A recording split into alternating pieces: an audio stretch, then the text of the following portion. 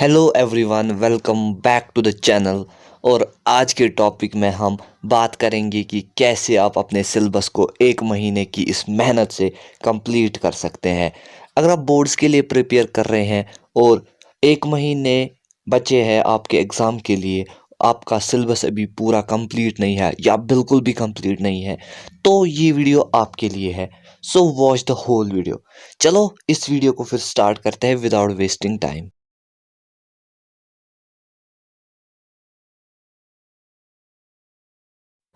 अब आपके पास एक महीना बचा है पूरा सिलेबस को कवर करने के लिए। सो आपको हार्ड वर्क के साथ साथ थोड़ी स्मार्ट वर्क भी करनी होगी। तो सबसे पहले जब आप स्टार्ट करेंगे अपने सिलेबस को प्रिपेयर करना, तो आप सबसे पहले अपने सिलेबस को एनालाइज करेंगे। इसका मतलब ये है कि आप अपने सारे सिलेबस पे पहले एक नज़र डालेंगे कि कौन सा पार्ट एग्ज़ाम में आ रहा है और कौन सा नहीं। कई बार क्या होता है कि हमने तो सारा प्रिपेयर किया होता है, बट लास्ट में पता चलता है कि वो पार्ट एग्ज़ाम में है ही नहीं और सारी मेहनत ज़ाया हो जाती है। इसलिए पहले ही सिलेबस को एनालाइज करना ज़रूरी है और हर एक चैप्टर की वेटेज देखना भी बहुत ज़्यादा ज़रूरी होता है।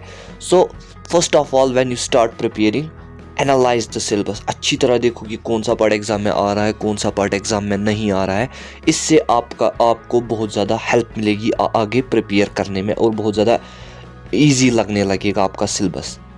अब आपने अपना सिलेबस एनालाइज कर लिया है, उसके बाद अब आपको क्या करना है कि अपने सिलेबस को डिवाइड करना है चंक्स में। अब इसका मतलब क्या हुआ, मतलब कि आपको अपने सिलेबस को छोटे छोटे पार्ट्स में डिवाइड करना है ताकि आपका काम आसान हो जाए। ऐसा करने से क्या होगा कि आपका कॉन्फिडेंस लेवल भी बढ़ जाएगा और जो सिलेबस आपको पहले बहुत ज़्यादा लग रहा था ना, वो इजी लगने लगेगा और आपका वर्क करना इजी हो जाएगा और बहुत जल्दी आप अपने सिलेबस को कंप्लीट कर पाएंगे। अब बहुत सारे स्टूडेंट्स का ये क्वेश्चन भी रहता है कि हम स्टार्ट कैसे करें। तो ऐसा देखा गया है कि सिलेबस का कुछ पोर्शन से ही 80% क्वेश्चंस एग्जाम में पूछे जाते हैं। तो ये कुछ पोर्शन बन जाता है मोस्ट इम्पॉर्टेंट पोर्शन, क्योंकि आपको बहुत कम टाइम में बहुत सारा सिलेबस कवर करना है। So it is better to start with most important topics of the chapter. इसका मतलब है आप स्टार्ट करेंगे टॉपिक से जो प्रीवियस ईयर्स में बहुत बार आ चुके हैं। ऐसा करते करते आप उन टॉपिक्स को सबसे पहले करेंगे जो सबसे ज़्यादा बार पिछले साल के प्रीवियस ईयर क्वेश्चन पेपर्स में पूछे जा चुके हैं। फिर आप ऐसे ही चलते चलते उनसे कम बार जो पूछे जा चुके हैं वो वाले करेंगे, फिर उनसे कम, और जो टॉपिक्स कभी एग्ज़ाम में पूछे नहीं गए हैं आप उनको नेगलेक्ट भी कर सकते हैं। या जो आपको लग रहा है चैप्टर्स में जो पोर्शन बहुत ही ज़्यादा बकवास होता है, मतलब जो ज़्यादा यूज़फुल नहीं होता है, जो इम्पॉर्टेंट नहीं होता है, उसको आप नेगलेक्ट कर सकते हैं, कोई प्रॉब्लम नहीं होगी, क्योंकि आपको एक महीने में ही बहुत ज़्यादा सिलेबस कवर करना है। तो आप खाली इम्पॉर्टेंट टॉपिक्स को करेंगे।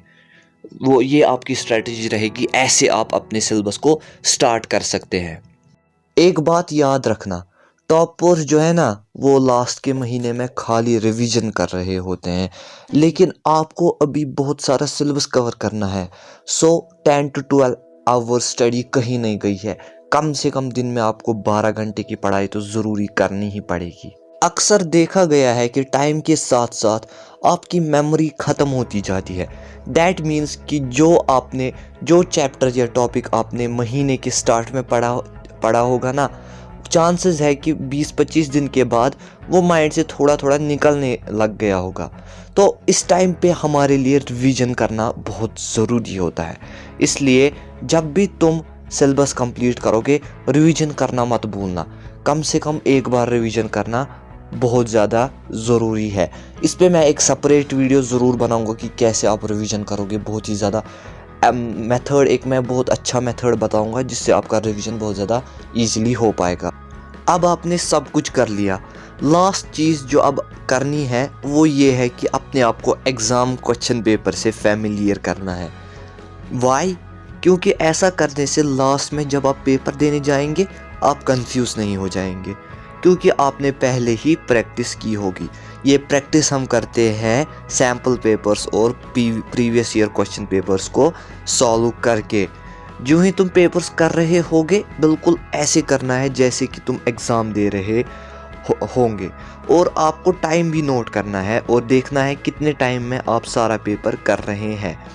जितने ज़्यादा पेपर आप सॉल्व करेंगे उतना आप एग्ज़ाम क्वेश्चन पेपर के साथ फैमिलियर हो रहे होंगे और लास्ट में आप बहुत अच्छे से पेपर सॉल्व कर सकते हैं जब आप एग्ज़ाम दे रहे होंगे, क्योंकि आपको कोई प्रॉब्लम नहीं होगी पेपर सॉल्व करने में।